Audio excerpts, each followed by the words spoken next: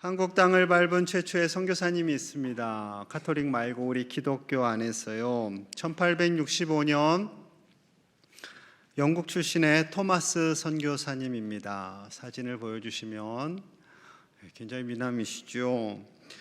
25살의 젊은 나이에 1865년 9월에 황해도 땅을 밟습니다. 3개월 동안 조선어를 익혔고요. 그리고 다시 중국에 돌아가서 이제 본격적으로 조선 선교를 위해 헌신하게 됩니다. 1866년 중국어 성경을 들고 제너럴 셔먼호를 타고 대동강을 통해서 오게 되죠. 아마 역사 시간에 제너럴 셔먼호 들어보셨을 겁니다. 그런데 이 배가 상선이에요. 그 당시 상선은 대포도 있고 무장을 하게 됩니다. 이 무장을 한 배를 보고 평양감사 박규수는 되돌아갈 것을 명령합니다. 그런데 이 배가 되돌아가지 않자 군졸들이 화살을 쏘고 불화살을 쏘고 이제 작은 전투가 시작된 거죠. 이 제너럴 셔먼호가 후퇴하게 됩니다. 백령도까지 내려오게 되었어요. 그러다가 양각도라는 작은 섬, 모래섬에 좌초하게 되었고요. 결국 불화살을 쏘는 군졸들에 의해서 배가 다 타버리고 토마스 선교사님은 불타는 배에서 뛰어내립니다. 목숨은 건졌어요. 하지만 군졸 박춘권에 의해서 처형되고 맙니다. 이 조선 땅을 2번이나 밟았던 선교사님, 제대로 사역 한 번 하지 못하고 순교를 당했어요. 하지만 그의 죽음은 헛되지 않았습니다. 토마스 선교사님이 죽기 전에 성경책을 박춘권에게 주었어요. 그가 안 받았어요. 그런데 선교사님을 처형하고 떨어진 성경책을 집어서 집으로 가져갑니다.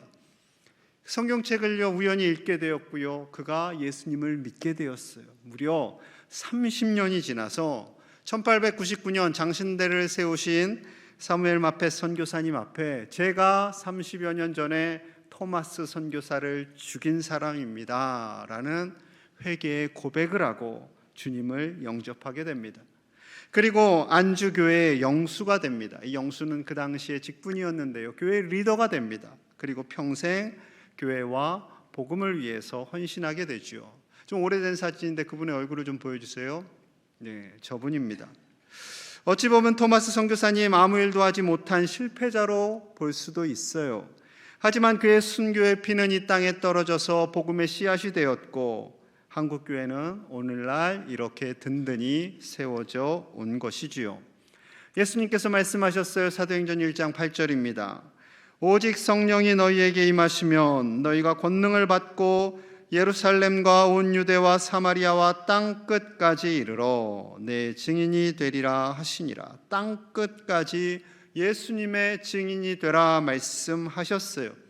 정말로 예수님 말씀대로 성령님이 임했어요. 권능을 받았어요. 예루살렘과 유다, 사마리아까지, 그리고 조금 넘어서까지 빌립 지사와 사도들, 그리고 누구인지 알지 못하는 크리스찬들을 통해서 복음이 확장되어져 갔습니다.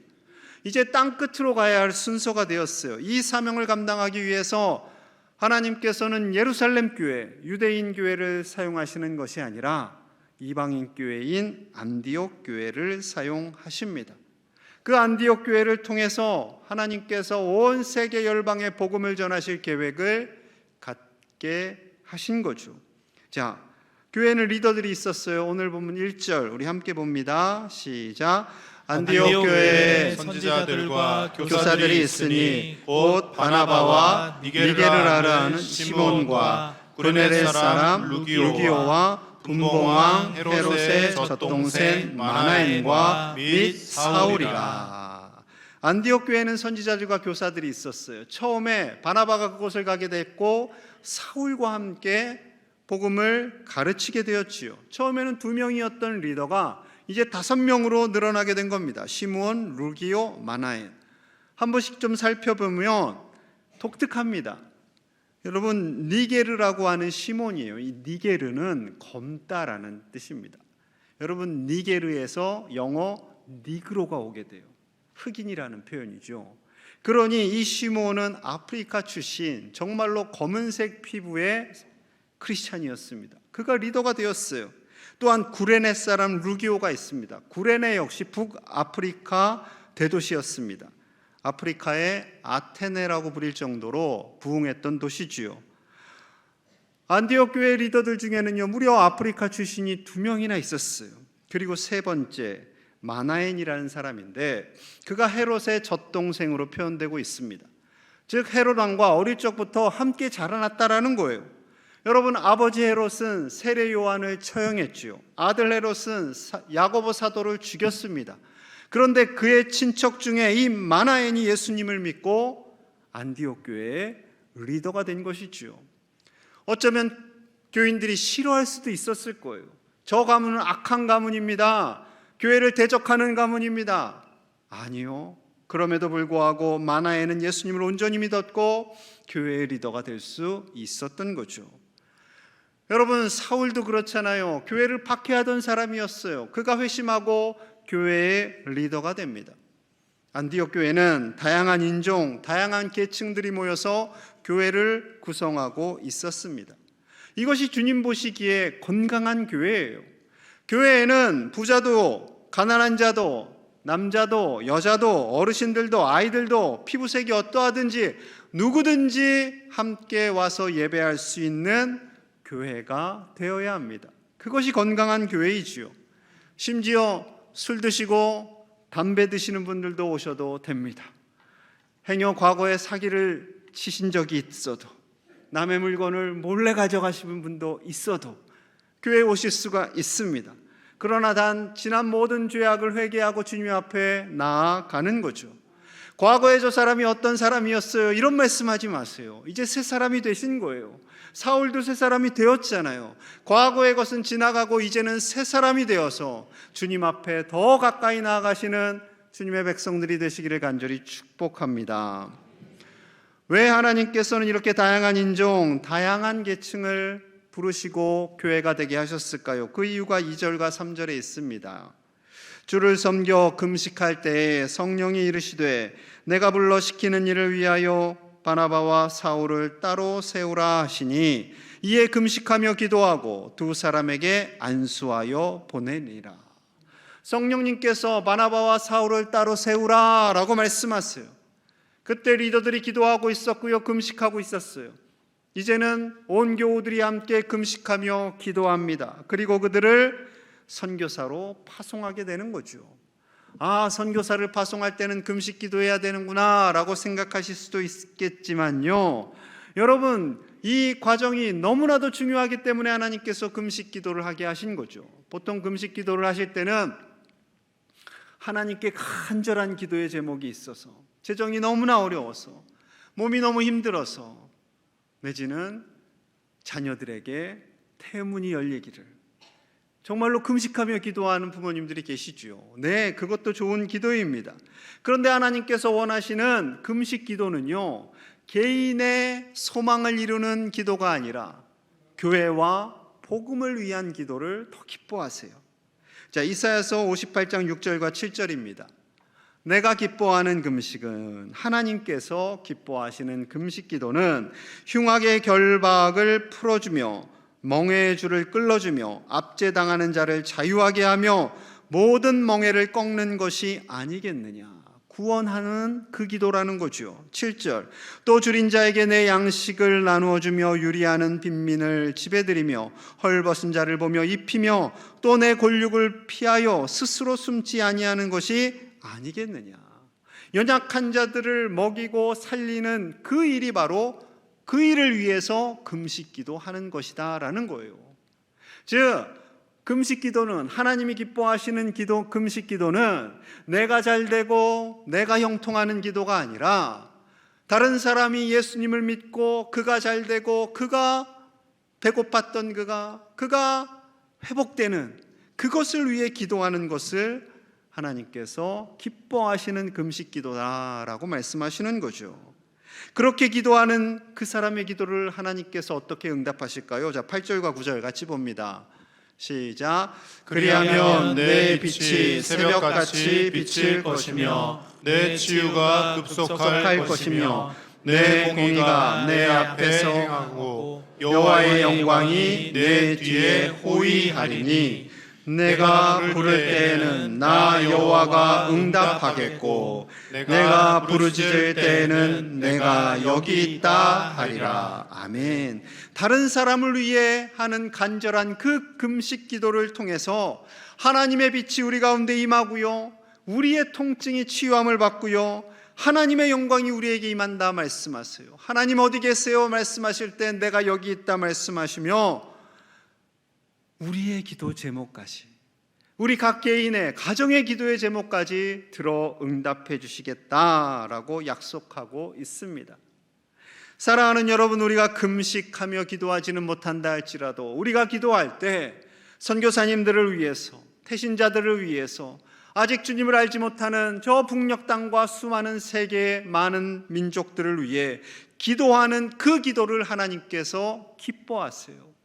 우리가 선교사님들을 파송하고 후원하는 그 헌신을, 수고를 기뻐하시며 우리 교회, 우리 모든 믿음의 가족들의 기도에 응답하시는 우리 하나님이신 줄로 믿습니다.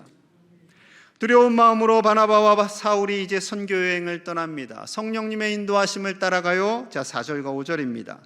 두 사람이 성령의 보내심을 받아 실루기아에 내려가 거기서 배 타고 구브로에 가서 살라미에 이르러 하나님의 말씀을 유대인의 여러 회당에서 전할세 요한을 수행원으로 두었더라. 요한도, 마가라 하는 요한도 함께 갔다라는 거죠. 자, 지도를 좀 보시면 이해가 쉬우실 거예요. 오른쪽 동그라미 친 안디옥에서 실루기아에 내려가 배를 탑니다. 그리고 구브로, 키프로스 섬이죠. 살라미를 지나서 바보는 지역 이름입니다. 놀리는 말이 아닙니다. 저 섬을요 관통하면서 복음을 전하는 거예요. 복음을 전할 때 놀라운 일들이 일어나죠. 하지만 이것을 싫어하는 세력이 있어요. 사단의 세력입니다. 사단은 바울과 바나바가 복음 전하는 것을 결코 좋아하지 않아요. 그래서 거짓 선지자, 유대인이면서 마술사인 바예수라는 사람을 꼬십니다.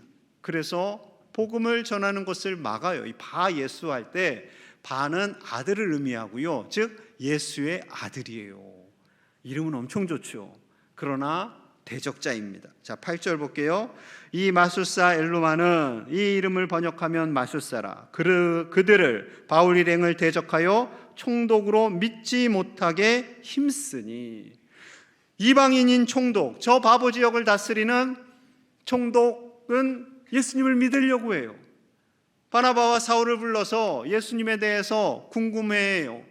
이야기를 들려달라고 해요. 그런데 유대인인 이 거짓 선지자는 복음을 듣지 못하도록 계속 막는 거예요. 그러자 바울의 마음이 속상했어요. 성령님께서 이렇게 말씀하게 하셨어요. 9절에서 11절입니다. 바울이라고도 하는 사울이, 이때 바울이라는 이름으로 등장을 합니다. 성령이 충만하여 그를 주목하고 노려봤다라는 거예요.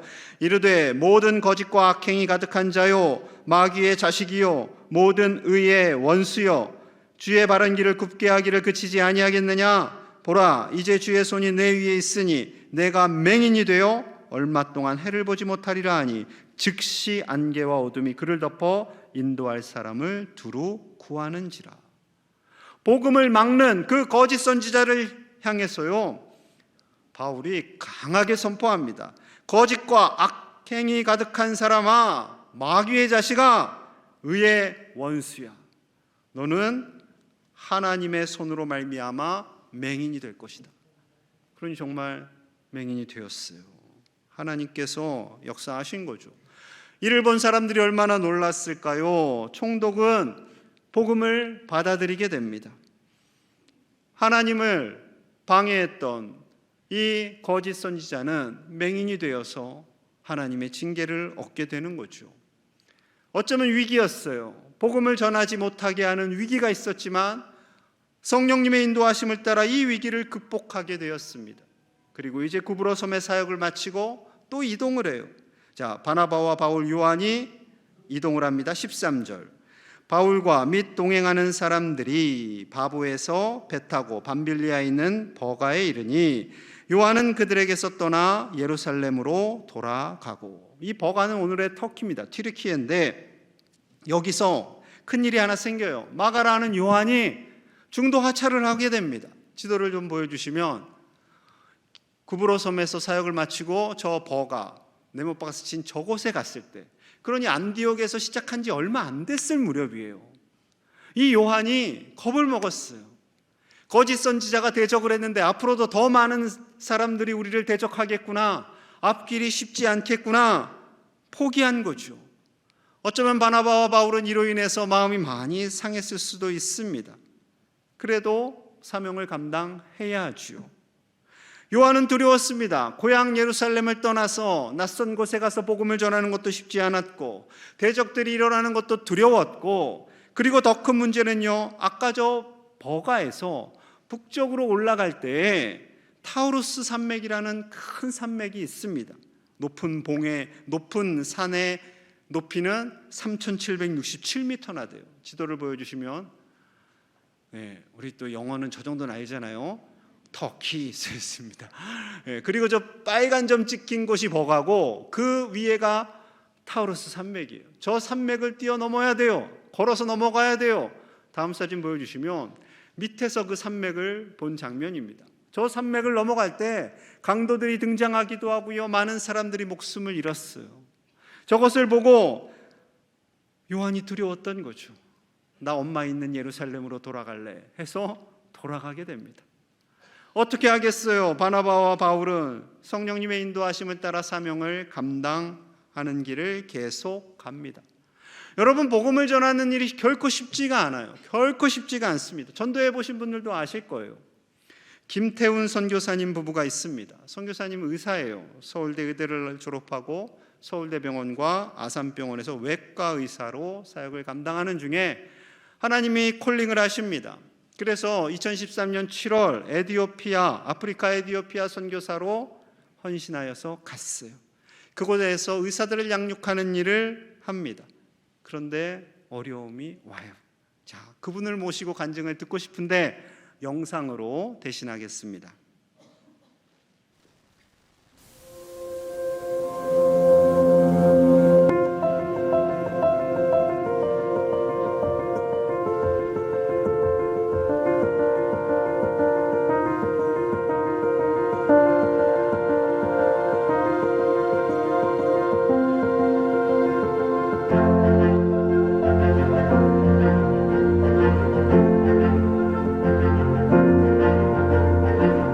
그때 분명한 하나님 음성이 저에게 들린 게 너가 내가 원하는 곳에 갈 수 있겠느냐는 음성이었어요. 그렇게 대답을 했죠. 기도같이.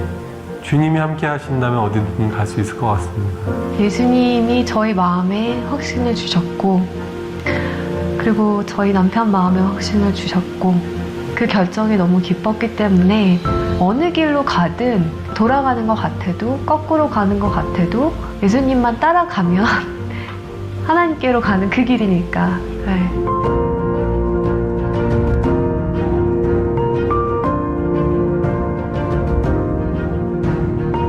예수님이 떠나시고 나서 본인이 하셨던 일을 할 수 있는 제자들을 키우는 데 집중하셨던 것처럼 현지인 의사들과 직접 피부를 맞대고 그 사람들을 양육하고, 제가 한 가지 진료를 할 수 있지만 그 진료를 할 수 있게 1명, 2명, 3명을 키울 수 있다면 그것이 더 맞는 길이 아닌가라고 저는 생각을 하고 있고, 그렇게 지금도 확신하고 있어요.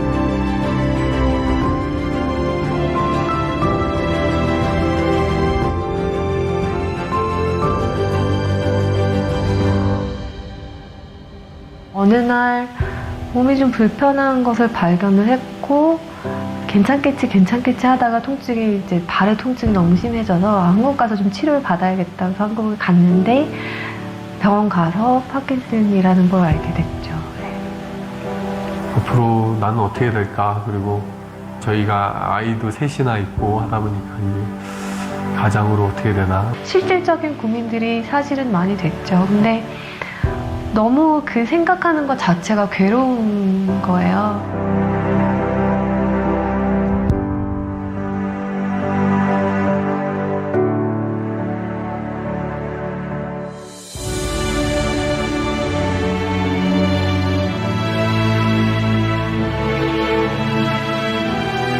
아침에 산책을 갔는데 소나기가 쏟아지는 거예요. 그래서 이 나무가 막 우거져 있는 곳이 있어서 너무 비가 갑자기 오니까 거기를 잠깐 들어갔었죠. 잘 됐다 하고 서 있는데 하나님이 주시는 말씀이 비가 쏟아진다고 집으로 가지 않아도 돼 라는 마음을 주시는 거예요. 그래서 갑작스런 그런 일을 당한다고 해서 돌아갈 필요 없고 그때 피할 수 있는 길을 내시는겠구나. 눈을 감고 기도를 하는데 하나님이 갑자기 환상을 보여주시는 거예요. 제가 천진난만한 표정으로 애기같이, 정말 애기처럼 예수님 품에 이렇게 안겨가지고 예수님이 어디론가 걸어가시는 환상을 보여주셨어요. 예수님 발에서는 피가 흐르고 있었고 저는 너무 행복하게 안겨서 가는 거죠. 그때 다시 알게 됐어요. 아, 선교가 내가 하는 게 아니었구나, 진짜로. 나는 그냥 예수님 품에 안겨있는 축복을 누리는 거고 그 힘든 길을 가는 거는 예수님이 가시는 거구나. 어떨 때는 좀 심하다 싶을 정도로 또 몸이 잘 안 움직여질 때가 있어요. 그러면 저도 두려움이 확 몰려올 때도 있죠. 아, 이렇게 점점 더 몸이 굳어가는 거구나. 없는 것들, 세상에 천한 것들을 하나님이 더 기뻐 사용하시죠. 왜냐하면 하나님의 능력을 드러내시기가 더 편하니까. 저도 이제 하나님의 영광을 더 드러내기 편한 사람이 돼가는 거 아닌가 하는 생각이 들어요.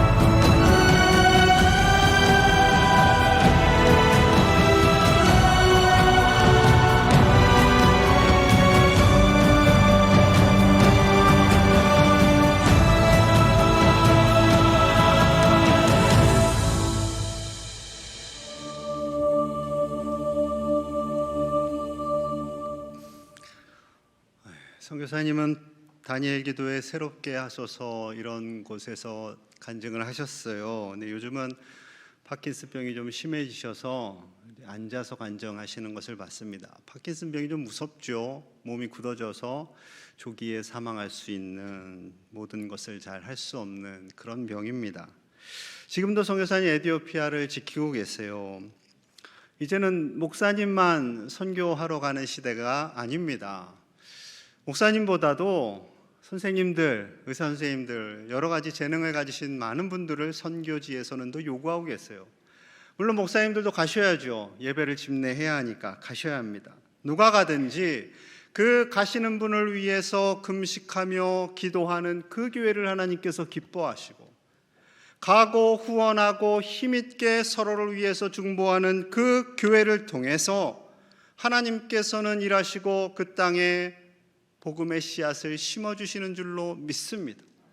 어려워도 가야 돼요. 어려워도 보내야 돼요. 왜요? 이 구원이라는 것이 최고의 선물이기 때문에 그렇습니다.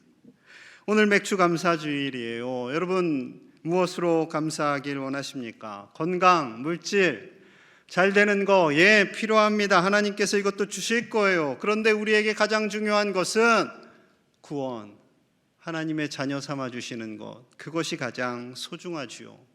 이 구원을 주시기 위해서 토마스 선교사님, 김태훈 선교사님과 같은 귀한 종들을 우리나라에 보내주셔서 오늘 우리가 구원받은 자로서 이렇게 예배하고 있는 것입니다. 사랑하는 여러분, 바쁘고 힘들고 어렵고 복잡한 이 시대를 살아가는 우리의 마음이 구원 얻은 것으로 인해 가장 기뻐하실 수 있는 하나님의 자녀로 살아가시는 우리 제1의 가족들이 되시기를 간절히 축복합니다. 우리 함께 마음을 모아 기도하겠습니다. 하나님, 우리를 구원하여 주시니 감사합니다. 세상의 그 어떠한 선물보다 우리를 구원하여 주신 그 하나님의 놀라운 선물, 그 은혜에 감사하며 살아가는 오늘 한 날과 매일이 되게 하여 주시옵소서. 복음 들고 나아가신 선교사님들의 건강과 그 사명을 지켜주시고 온 세계 열방에 하나님의 나라가 임하게 하여 주옵소서. 예수님의 이름 받들어 간절히 기도하옵나이다. 아멘.